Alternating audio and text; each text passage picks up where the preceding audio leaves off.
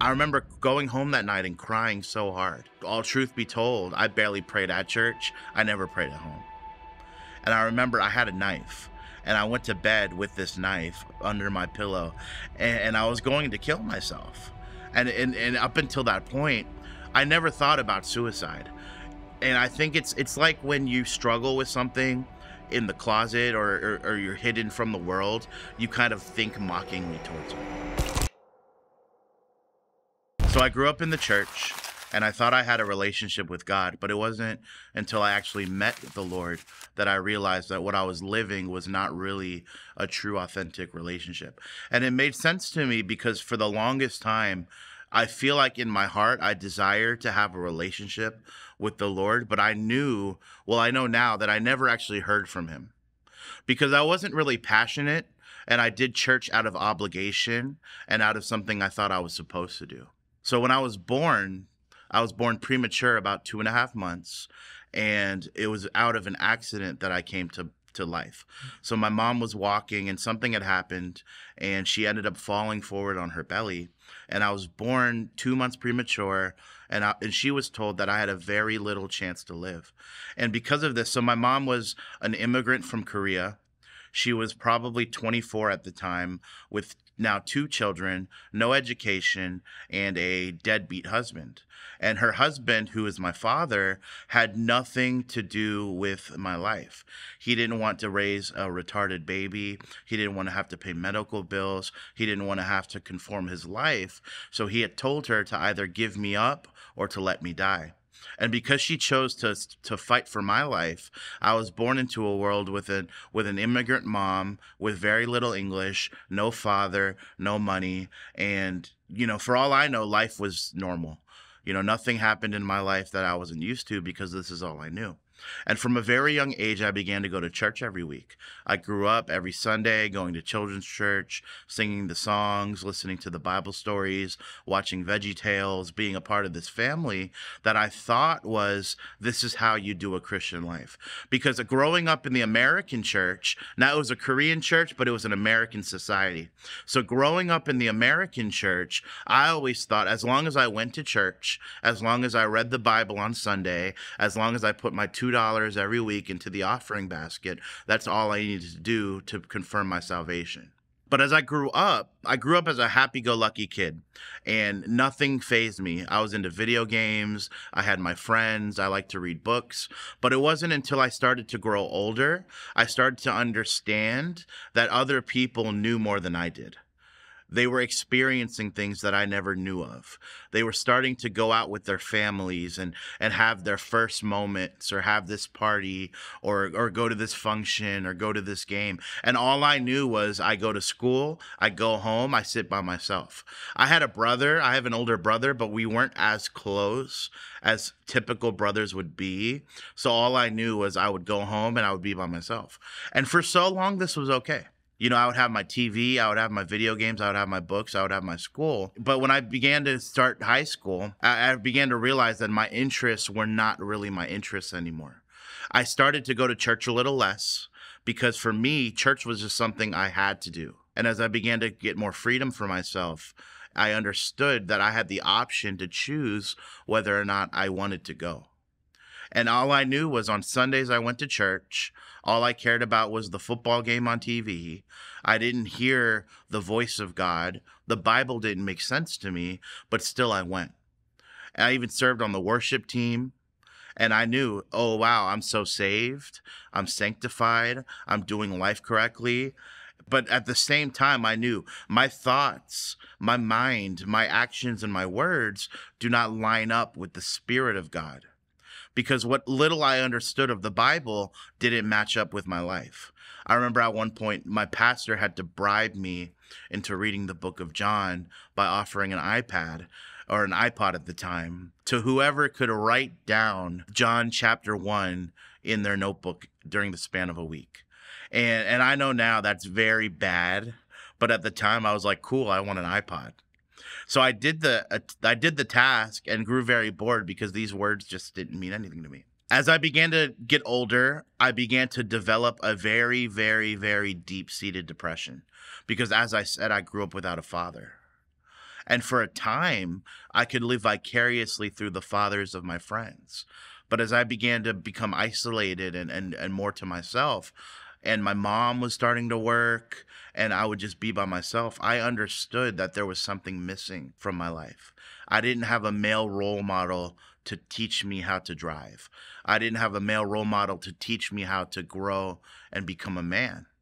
So I had to learn what I know from TV or from movies or from books or even the things that I sought after on the internet. It all came to a halt as I began to write more, and I began to delve into poetry and to really understand my mind. And I was coming to the end of my high school career, and I had to decide where I wanted to go to school. Now, all my friends, they were going to college. They had career path. They had inheritance. They had family to go to. And I was like, I don't even have a credit card to do an application. I don't know how to write a check. I don't have any cash. So I couldn't even apply to go to school. I applied to go to a local community college, but I didn't have the money to go. There wasn't a scholarship available because if you don't have anyone pushing you to get grades, if you don't have anyone pushing you to succeed, you're going to do the bare minimum because you don't know any higher.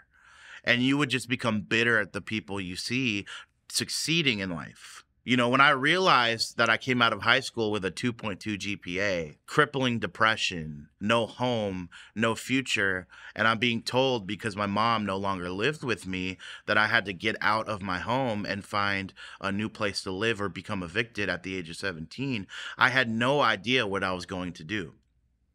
So I began to write my poetry and I began to explore the depths of life. And I remember very specifically, it was Good Friday 2011. This would have been April 24th, 2011. And I was writing a poem, and I still have it. I was writing a poem to my dad, and it opened up, what happened? What happened to this relationship? Is it my fault?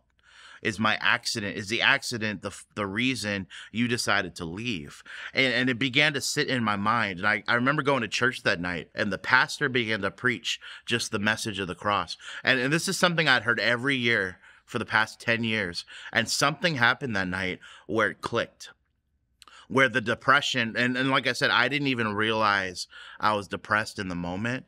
But I just knew by my thoughts now. I know my thoughts were leading to it. I just kind of masked it.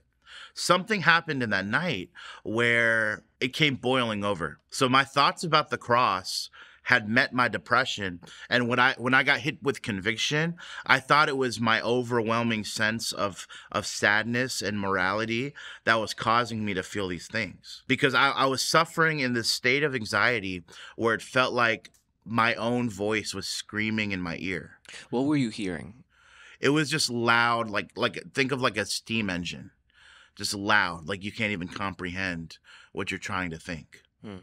And I remember going home that night and crying so hard. And all truth be told, I barely prayed at church. I never prayed at home.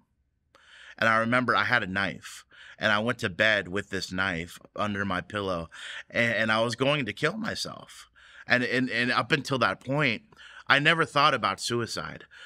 And I think it's like when you struggle with something in the closet or you're hidden from the world, you kind of think mockingly towards it. Because I used to think so negatively about people who were sad and depressed. Like, what are you sad about? Get over it. You're fine. What are you going to kill yourself for? But I remember I said for the first time, God, if you're real, can you save my life? The next thing you know, I was awake. It was the next day.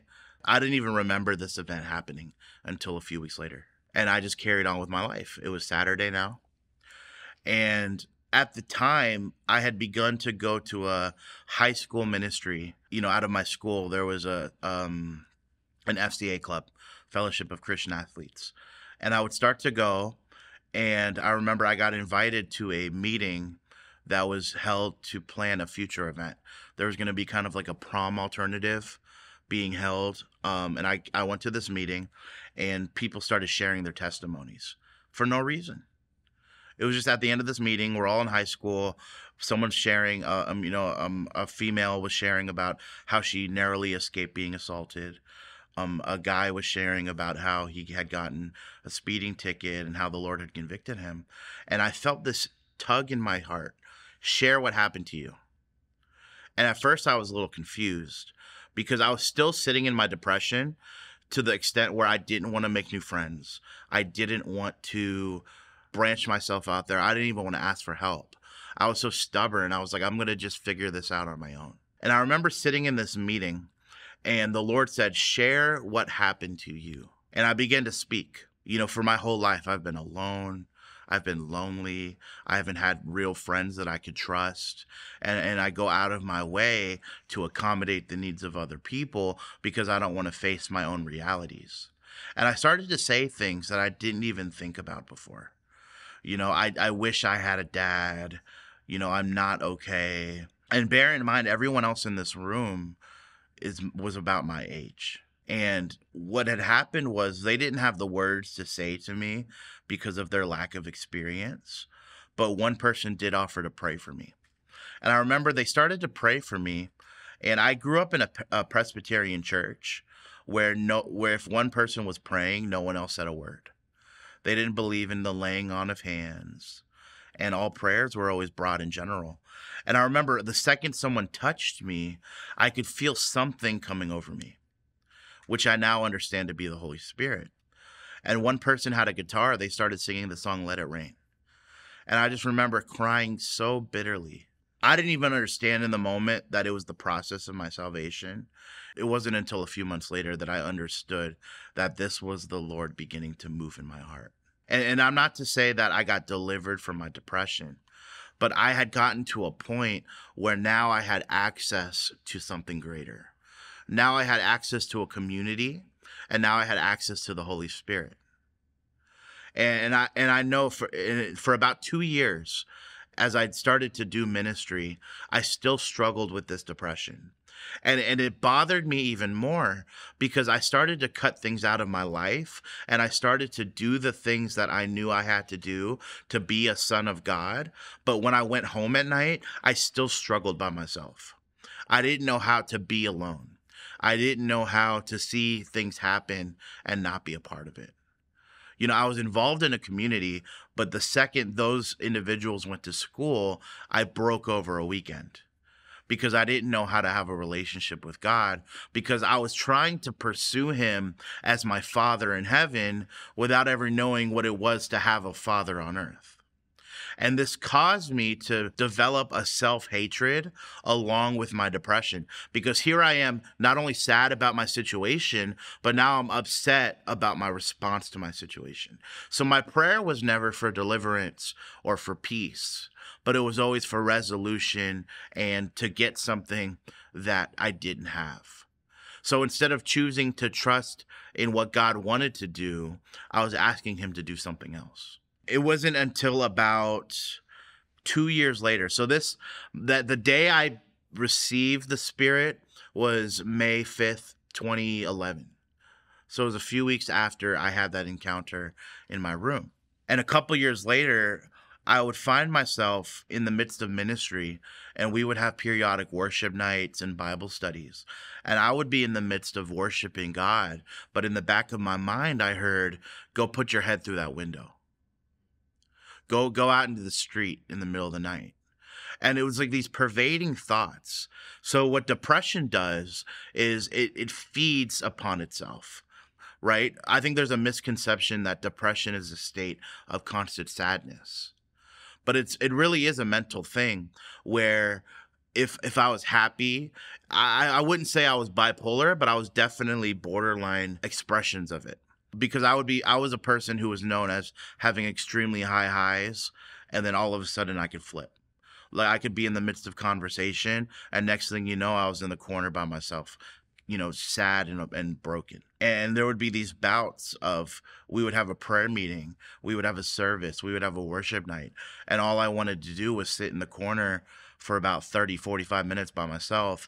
And I remember very vividly, like the whole group would go upstairs from the basement to go fellowship, eat, commune. And I would sit in the corner of the basement, just sad, crying, no thoughts, staring at the ground. And I was always known as this person who would kind of do that. And it culminated in June of 2013, where I figured I finally had enough. I was at this worship night And, this voice in my head of saying, go break the window with your head, go kill yourself. And truth be told, I had these thoughts every now and then. Kill yourself now. Or wouldn't that, don't you wish you would have done it? And I knew it wasn't the Holy Spirit, and I didn't know about deliverance, but I knew that something had to be done. So through the help of a friend's mom, I got checked into Shady Grove Hospital in Maryland. And I told them, look, I'm depressed, I'm suicidal, I need help. And I was sitting in this hospital room. And I remember they took everything from me, my phone, couldn't have anything that could hurt yourself with. And I remember sitting there, I had a book, and it was Mike Bickle's book, After God's Heart. And it's very funny that as I was in this state, I had already started a campus ministry. I was a leader in a ministry. I was doing administration. I was a church leader at some point.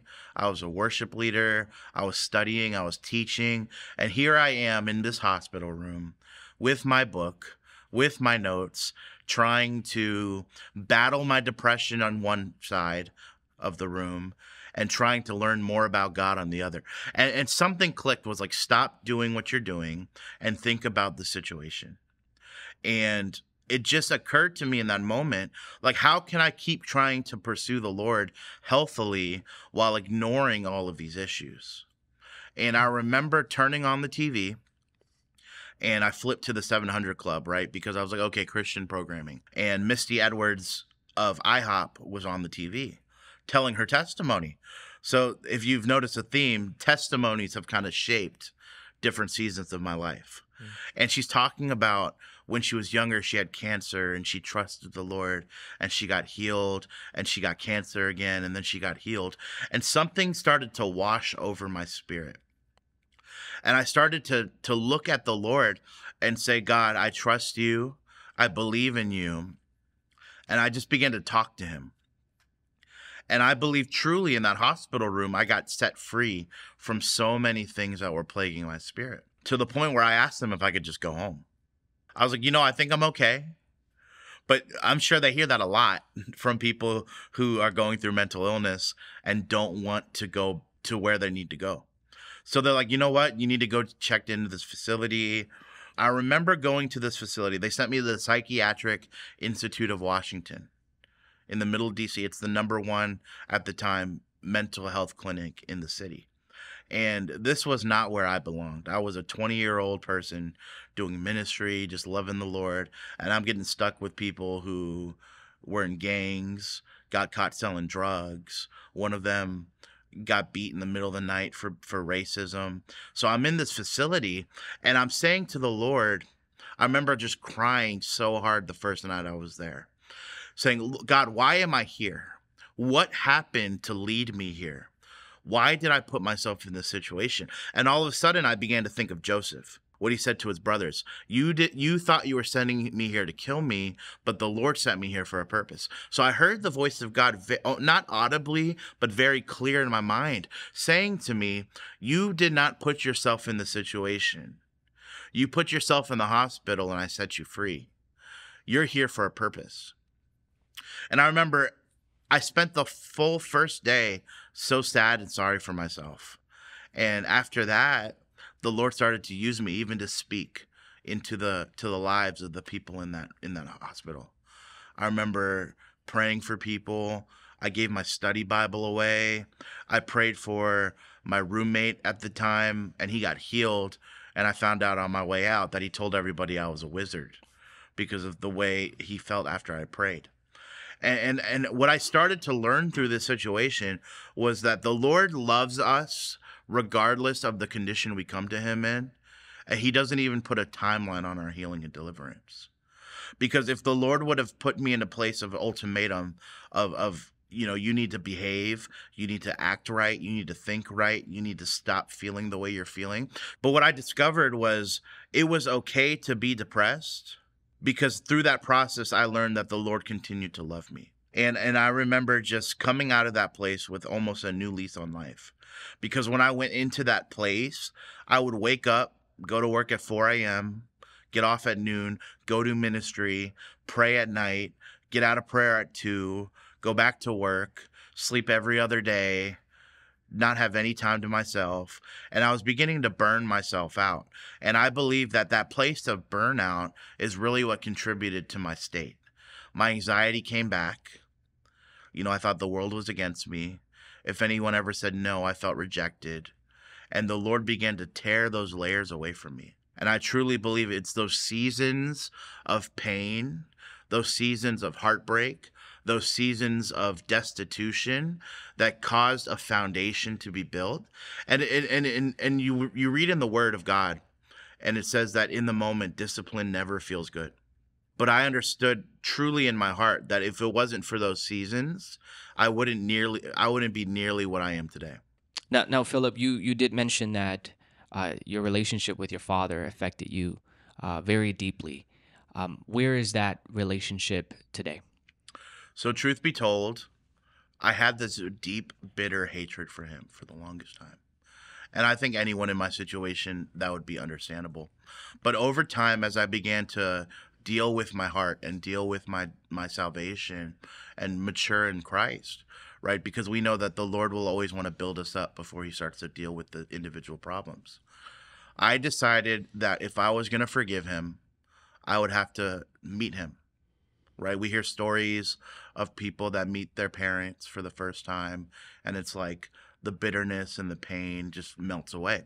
So in December, I want to say 2014, I found this website where you can pay money and pretty much track anyone down. And it's very bad. I would not recommend looking for this kind of service. But through his name, I was able to track down not only where he lived, but his history, his phone number, all this information. And I ended up calling him. This would have been maybe Christmas, the day after Christmas in 2014. And I remember just talking to him for the first time and just saying, hey, this is your son. And immediately the Spirit said, do not accuse him. Do not become angry with him. Just make introduction. And I started to speak with him very briefly. We would share text messages. And in my heart, I made the decision that I was going to try to find him and visit him. And leading up to this point, I'll say that the reason this was becoming so urgent for me is because dealing with him still hurt my heart very much. Because all of my friends, full families, father in the house, mother in the house, purpose. And for me, I was renting a room. I didn't know where I was going. I was working 65, 70 hours a week. I dropped out of school. And I decided if I'm going to heal from this, I'm going to need to find him. So it wasn't until that time that I actually located him, and I never worked up the courage to ask him any questions about myself. It was more like, how are you doing? We never got past that point. So in January of 2015, I remember receiving a call while at work, and I believe this would have been like towards the end of the month, and I got a call and saying, hey, your dad killed himself. They found him hung on January 10th. So this was a few days before. And I remember in the moment, I felt nothing. I remember going back to my friend's house where I lived at the time and just saying, hey, and they all knew my story. I said, hey, I just found out that my dad killed himself. And immediately everybody's in a panic. Like, how are you doing? How are you feeling? What's going on? I'm like, I'm just good. Just carry on. Just letting you know. And it almost scares me right now to say that it was such a numb feeling. But I know that I had cried so many tears. I felt so many emotions. Remember, at this point, I'm 21 years old.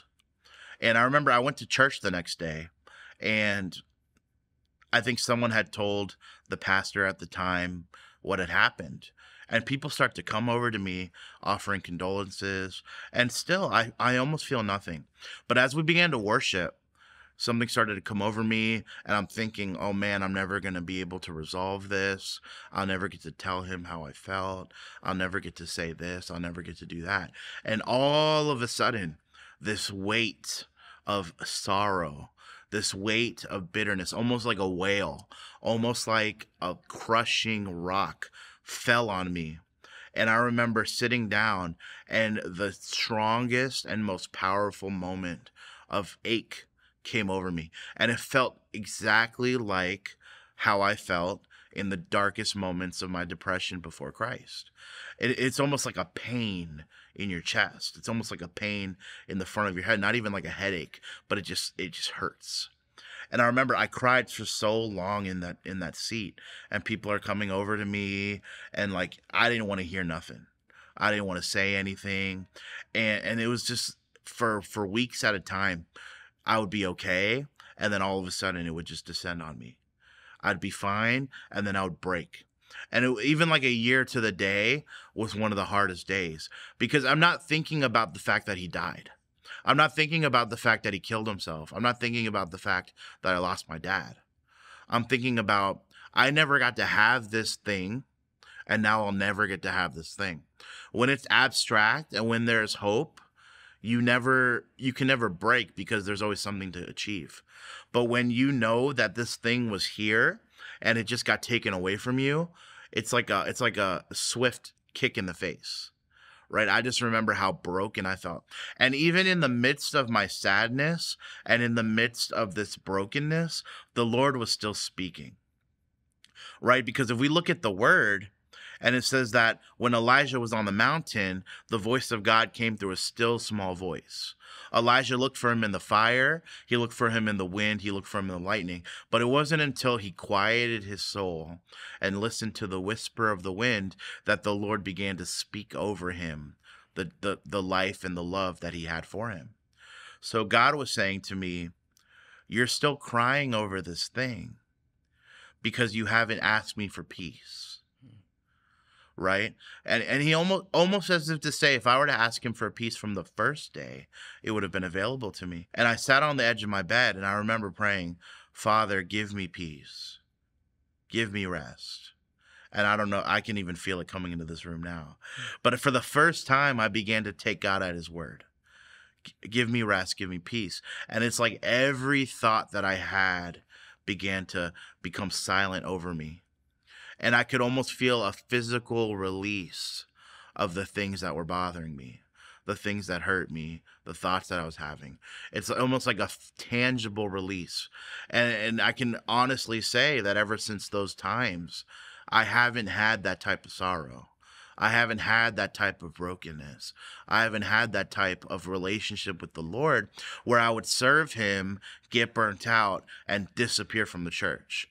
Show back up, repent, serve him, get burnt out, leave the church. Because that was my pattern. I was that guy that started something, got excited, and didn't finish. Had an idea, got discouraged, and bowed out. But then the Lord began to break the cycles of my life that were caused by those early things. The things of my childhood stemming from the accident of my birth that caused me to lose my confidence. The speech impediments, the learning disabilities that he never exposed me to. Because when I was born, as I said, I was not supposed to live. But God healed me years before I ever knew about him. And he began to say these things to me. The devil tried to kill you, but I delivered you from that. I healed you from that. I saved you from that. So therefore, because I did it before, I'm going to heal you through this. Because I did it before, I'm going to set you free from this. And through that process of understanding who God was, I was able to understand who I was to him. And that allowed me to change the trajectory of my mind, to change the trajectory of my future, simply because I chose to believe him at his word. How's your relationship with your mother? It's actually good. You know, we were estranged for a while. We've had our ups and downs. So what I didn't say was she was physically abusive as I grew up. And I grew up with a fear of her. Not like a healthy fear, but a tangible fear. And I remember she apologized about 10 years ago for the way she brought me and my brother up. I remember there'd be times where it's like, if you cry, you better call your school and tell them you're not going to make it in today. And what it was revealed to me in the spirit was that was a manifestation of helplessness, of fear, of grief. And once I was able to really love the Lord, it gave me a deeper appreciation for not just who she was, but what she went through. Because I think as a kid, I was never really able to grasp her story. Hmm. I think now our relationship isn't where I want it to be, but I think it's in a very healthy place. Yeah. Philip, up to this point in your life, who is Jesus to you? I'd say Jesus to me is literally everything. Even from the moment I got saved, even through everything that happened, there was a difference in my mind. Whereas before, I would barely ever think about Jesus. It'd be like, oh, it's almost Sunday. It's almost time to go to church. Even at church, I'm not thinking about Jesus. But now it's like every day when I wake up, whatever I'm doing, even when I choose not to obey him, he's still on my mind. And this acknowledgement to whereas I can trust him. He is my savior. He is my father. He is my friend. He is my comforter. He is my shepherd. He is my deliverer. All of these things we say, I've had to learn what they mean one thing at a time. And I would say without him, we like to say without God, where would I be? Without Jesus, where would I be? But literally without Jesus, I would have chosen to end my life at the age of 17. And with that in mind, I try to remind myself every now and then when I'm annoyed, when I'm frustrated, when I'm inconvenienced, that he chose to save me for a purpose. And it's that with that in mind that I really know that he is everything. Yeah. What can you say to those who are watching right now that haven't met their fathers or who are fatherless and maybe are feeling that despair or haven't really tapped into that hurt? What can you say to those sons and daughters watching? I'd say that it's okay to hurt. I think it's very healthy to express your pain and your heartbreak because the world will tell us to get over it. The world will tell you and show you that fatherlessness is a very real thing. Unfortunately, especially in the African American community, it's almost become a stereotype, but that's caused the overall society to ignore the issue because they're starting to marginalize fatherlessness and starting to attribute certain attributes to it. But what I learned is fatherlessness and the effects of it can come in many shapes and sizes. Right? There may never be a physical manifestation, but you can still be crushed inside. And it's not something that'll heal overnight. So as long as you can be vulnerable before the Lord and trust the processes that he takes you through, then you can really start on your path of healing. And it's okay if you fall back into your pain. If you become sad, if you become broken, if you decide you don't want to talk to anyone, that doesn't mean you've regressed. That doesn't mean you've fallen. That doesn't mean you failed. But if you trust the Lord, he will show you what it looks like and what it feels like to say that I have my Father in heaven. Any last words for the people who are watching your testimony right now? Last words. I'd say I just hope you were blessed by this.